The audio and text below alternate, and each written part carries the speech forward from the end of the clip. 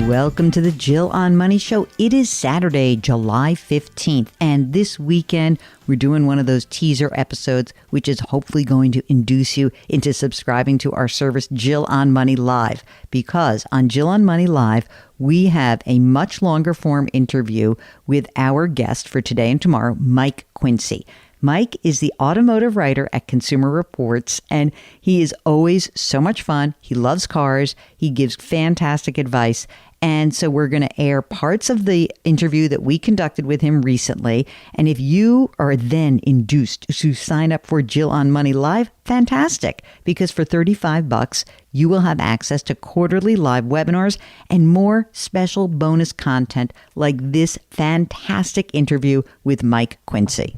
So just go to jillonmoney.com, our website, and then you'll see the button that will allow you to subscribe. $35, so cheap. While you're on the website, you can always ask us a question. Jillonmoney.com, click the Contact Us button, and anything that is remotely financial, we'll be happy to help you with.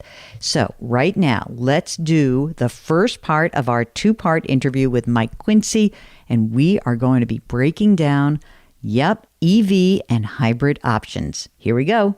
There's all electric, there's a hybrid, and there's plug-in. So can you tell us a little bit about what's happening in all three of those segments?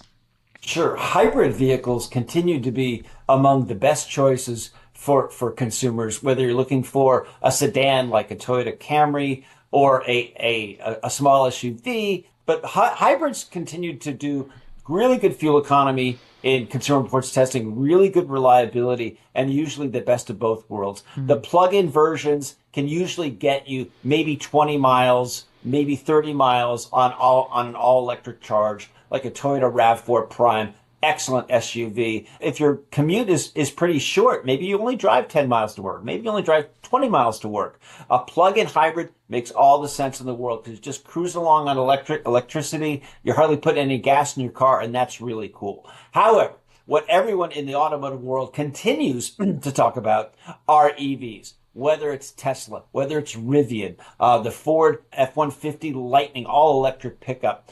General Motors is coming out with a whole slew of EVs including an EV Hummer, as well as an EV Silverado. Every manufacturer worth their salt is putting lots and lots of development money into EVs. But as you mentioned, they are certainly not the cure-all for every situation. So let's say that you had a friend who was a CBS News business analyst who hosts a podcast and is in an interview with you. Let's just say, and by the way, full disclosure, I call Mike when I'm about to buy a car and text him. I'm like, here's the deal they gave me. Is this good? That's literally what I did. By the way, Mike, still have the exact same cars. So nothing changed, right? So I have an almost 10-year-old Mini Cooper, which has 6,000 miles on it, chugging in at 6,000.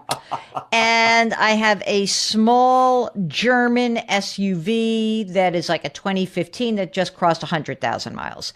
So my game plan, Jackie and I were talking about this, and she's like, ask him what to do. So that was my thing this morning.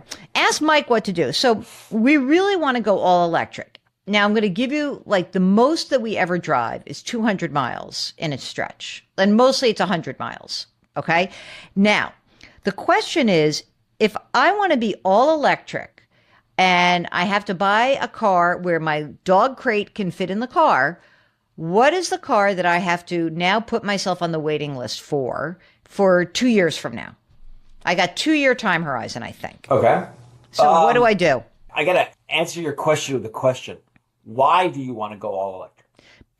Because we want to virtue signal to all of our friends. I don't know, because I feel like we should, because can't we? I feel like we may be the perfect couple because I don't drive long distance and I don't really have to charge. I don't have to worry about charging. I could have, I could have a charger in my destination, in my second home. I could have that, and that I could actually really do this. So I start to think well, then why wouldn't I? What's the downside?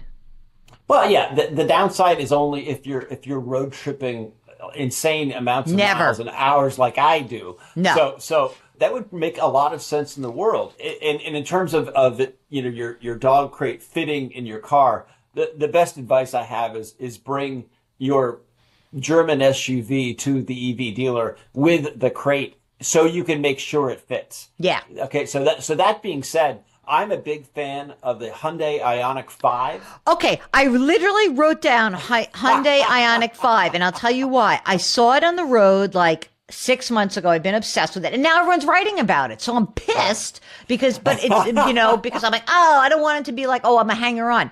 Do I have to put myself on a waiting list now for 2 years from now? I would check with a couple Hyundai dealers and just see what's going on. I mean, keep in mind that while everyone in the media, like you and me, we're always talking about EVs. We go to cocktail parties. People ask about EVs. We're always writing about EVs and testing EVs here at Consumer Reports.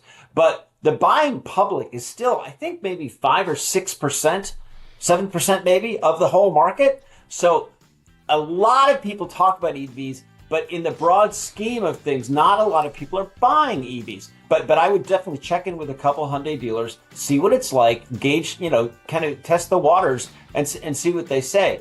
Okay, part 2 of our interview with Mike Quincy will air tomorrow. But if today you've got a financial question, just go to JillOnMoney.com, click the Contact Us button. Let us know if you'd be willing to come on the air. Don't forget, while you're on the website, you can always sign up for Jill on Money Live, and you can also buy my book, The Great Money Reset. Okay, that's it. Lift someone up today. Change your work, change your wealth, change your life. Thank you for listening. We'll talk to you tomorrow.